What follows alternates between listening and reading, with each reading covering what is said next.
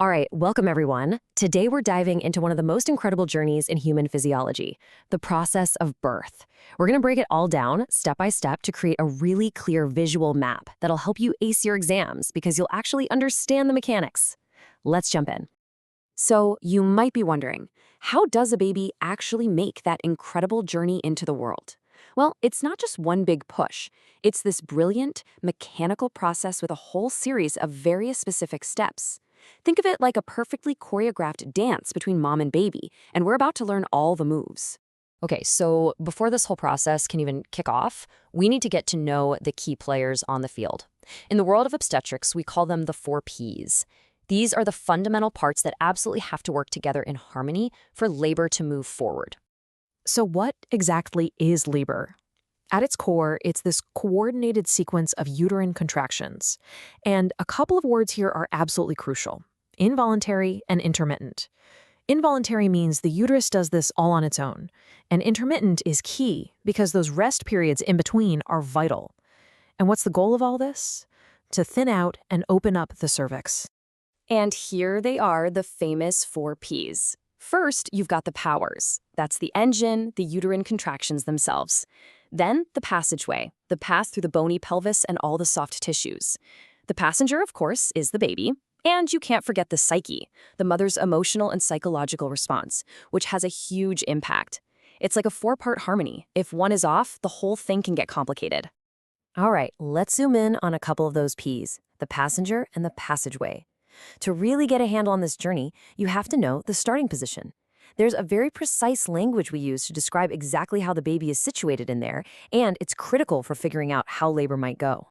First up is something called fetal lie, and it's pretty straightforward. Just look at these two images. On the left, you've got the longitudinal lie, where the baby's spine is parallel to the mom's spine. That's our goal for a vaginal birth. But look at the one on the right. That's a transverse lie. The baby's sideways. And yeah, you can see why that's a no-go for a vaginal delivery. Okay, so once we know the lie, we get even more specific with fetal position. This sounds complicated, but it's really just a code that tells us exactly how the baby is turned inside the pelvis. For example, if you hear ROA, that means the back of the baby's head, the occiput, is facing the mother's right side and toward the front, or anterior. This diagram shows you all the different ways that can play out. And the last piece of the positioning puzzle is station. Think of this like a progress bar for the baby's descent. The big landmark we're watching for are the ischial spines in the pelvis. If the baby's head is above them, we call that a minus station, say -2. When the widest part of the head is right at the level of the spines, that's station 0. That's a huge milestone. We say the head is engaged. From there on out, it's all plus stations as the baby moves down and out. Okay, so our passenger is in position, the bags are packed, and the journey is about to begin. Now, this isn't just a straight shot down. The baby has to perform this incredible series of 7 maneuvers to navigate the twists and turns of the pelvis. We call these the cardinal movements of labor. Let's break these down because understanding the why is key for your exams. Engagement and descent are pretty obvious. The baby's head drops into the pelvis. But then comes flexion. The baby literally tucks its chin to its chest. Why? To present the absolute smallest diameter of its head to the passageway. Super smart, right? Then internal rotation. The head has to turn to line up with the widest part of the pelvic outlet.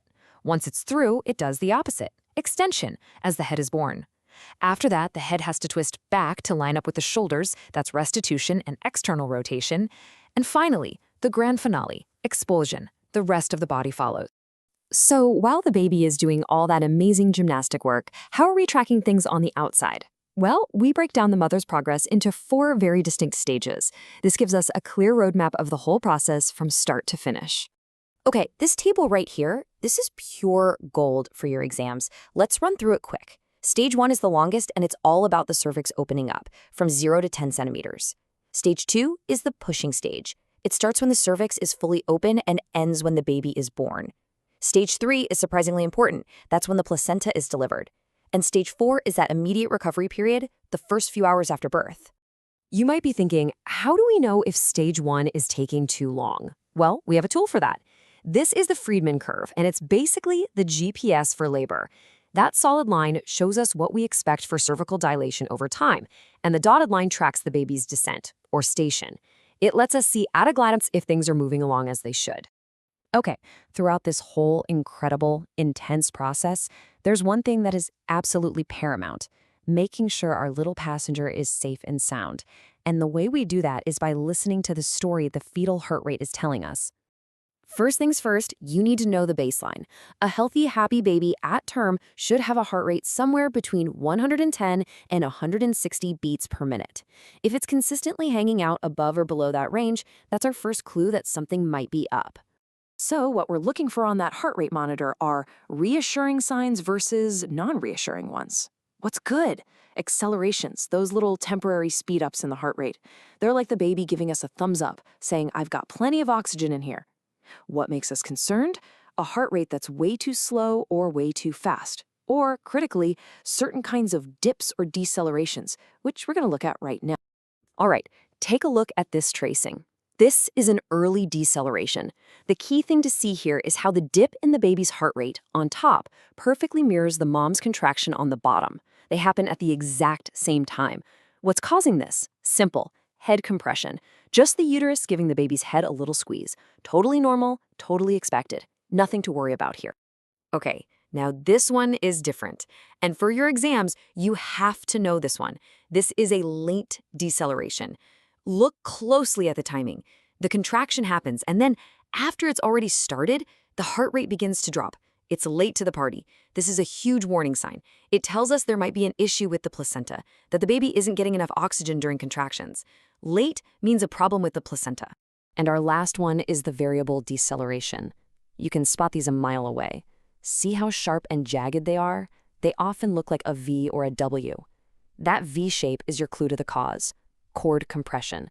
The umbilical cord is getting squeezed, which cuts off the baby's lifeline. These are unpredictable, and they mean we need to intervene. So let's tie this all together. The whole journey relies on the 4Ps working in perfect harmony. The baby navigates the path using those 7 cardinal movements. We track the mom's progress through the 4 stages of labor. And, most critically, we listen to what the fetal heart rate is telling us. Remember the story. Early decelerations are about head compression. Late decelerations are about a placental problem. And variable decelerations are about cord compression. So there you have it. The elegant, intricate dance of a normal birth. It's an absolutely amazing physiological process. But it does make you think, right? What happens when this perfect cascade hits a roadblock? What happens when nature needs a little bit of help? That's a story for another time.